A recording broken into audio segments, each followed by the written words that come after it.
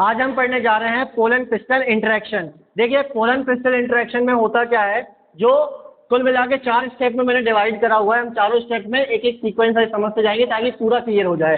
तो यहाँ पर मैं जो पोलन पिस्टल इंटरेक्शन है, आप नाम से ही क्लियर हो रहा होगा कि पोलन और पिस्टल का क्या हो रहा होगा, इंटरेक्शन हो रहा होगा। मतलब आप ऐसे समझ सकते हैं बेस क्या है, आपका स्टिग्मा है, यहाँ पर ये पोलन ग्रेन आया तो यहाँ पर में इन दोनों के बीच में कुछ ना कुछ इंटरेक्शन होगा।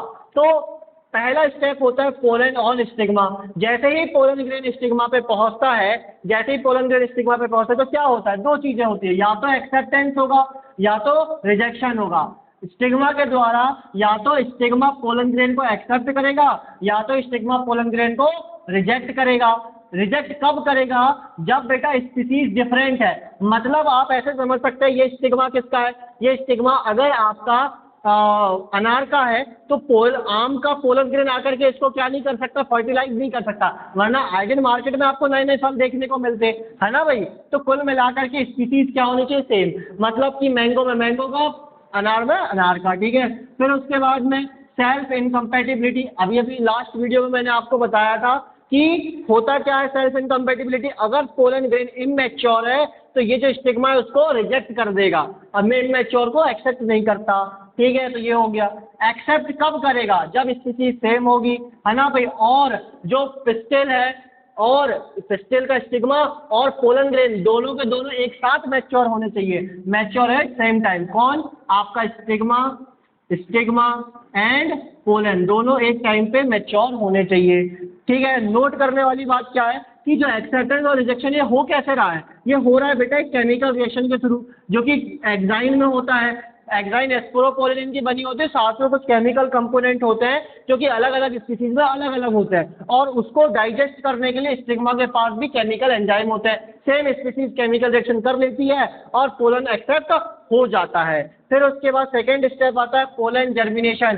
पोलन एक्सेप्ट होने के बाद, मतलब देखिए स्टिग्मा ने क्या कर लिया, पोलन का एक्सेप्ट कर लिया, मतलब भाई हाँ तुम सही हो, तुम रुके रहो, ठीक है।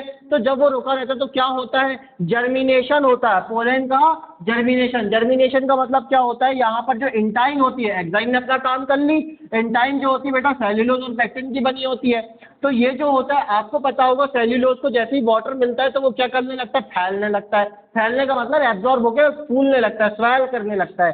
तो देखिए स्वेल करने लगता है सेल्यूलोज हमारा जब उसको वाटर मिलेगा। आपको पता होगा जो अपना स्टिग्मा होता है वो कैसा होता है, स्टिकी होता है। कैसा होता है, हल्का सा स्टिकी।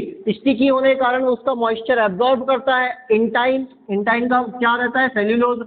सेल्यूलोज वाटर को एब्जॉर्ब करेगा और क्या कर जाएगा, स्वेल कर जाएगा, जिसके चलते होगा क्या, आपको छोटी सी, मतलब ऐसा कुछ पोलन ग्रेन रहेगा आपका, ध्यान से समझिएगा। ये बेटा आपका पोलन ग्रेन है, तो यहाँ से आपको ये जो यहाँ पे आपको ऐसी छोटी सी क्या देखने को मिलेगी, जर्मिनेशन देखने को मिलेगी, जिसको हम जर्म पोर कहेंगे। इस एरिया को क्या कहेंगे हम, जर्म पोर, ठीक है भाई, जर्म पोर कहेंगे। तो जर्म पोर बन जाएगी, यही जर्म पोर बाद में किस में बन जाती है, पोलन ट्यूब में चेंज हो जाती है। देन अगर बात करी जाए, यहाँ पर भी एक और नोट करने वाली बात होती है, जो पॉलिनेशन होता है वो 2 सेल स्टेज में होता है, 3 सेल स्टेज में होता है। 2 सेल कौन कौन सी, 2 सेल का मतलब होता है एक वेजिटेटिव सेल और एक जनरेटिव सेल।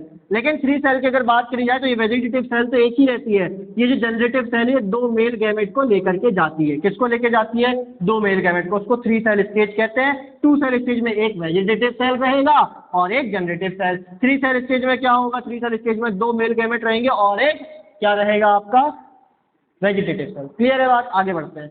तो थर्ड आ जाएगा ग्रोथ ऑफ पोलन ट्यूब। तो बेटा पोलन ट्यूब की जो ग्रोथ होती है वो कैसे होती है, यहाँ पे हमने समझ चुका है, जर्मिनेटिंग फोर्स से ही पोलन ट्यूब बनने चालू हो जाती है।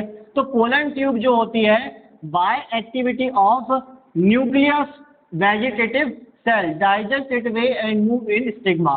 कुल मिला के बात ऐसी है कि जो वेजिटेटिव सेल होती है वो बेटा न्यूट्रिशन प्रोवाइड करती है पोलन ट्यूब को। जैसे देखो यहाँ पर बेटा आपका जर्म पोर तो बन गया, जर्म पोर किसने बनाया, सेल्यूलोज ने बनाया, वाटर को एब्जॉर्ब करके। अब वो जर्म पोर एक बहुत बड़ी पोलन ट्यूब बनानी है, तो बहुत बड़ी पोलन ट्यूब कैसे बनेगी, तभी बनेगी जब वेजिटेटिव सेल अपना क्या करता है, वेजिटेटिव सेल अपना न्यूट्रिशन इस ट्यूब के फॉर्मेशन में लगा देता है। तो वेजिटेटिव सेल के जरिए क्या होता है, पोलन ट्यूब का फॉर्मेशन होता है। ये चीज आप ध्यान रखेंगे। फिर इसके बाद जो होता है, जो पोलन ट्यूब होती है धीरे धीरे डाइजेस्ट करती जाती है, खाती जाती है किसको, स्टिग्मा को, स्टिग्मा को मतलब उसके जो न्यूट्रिएंट कंपोनेंट होते हैं उसको खाती है। स्टाइल दो तरीके की होती है, मतलब स्टिग्मा की जो स्टाइल होती है, स्टाइल दो तरीके की होती है, हॉलो होती है, सॉलिड होती है, ठीक है। ये मैंने क्या लिखा है, पोलन ट्यूब जो होती है ना, स्टाइल में कैसे जाएगी, हॉलो रहेगी, ज्यादा करके हॉलो ही रहती है, और जो सॉलिड रहती है बहुत कम होती है। अब यहाँ पर एक और चीज बात कि 1/3 ग्रोथ जो होगी वेजिटेटिव सेल कराएगी।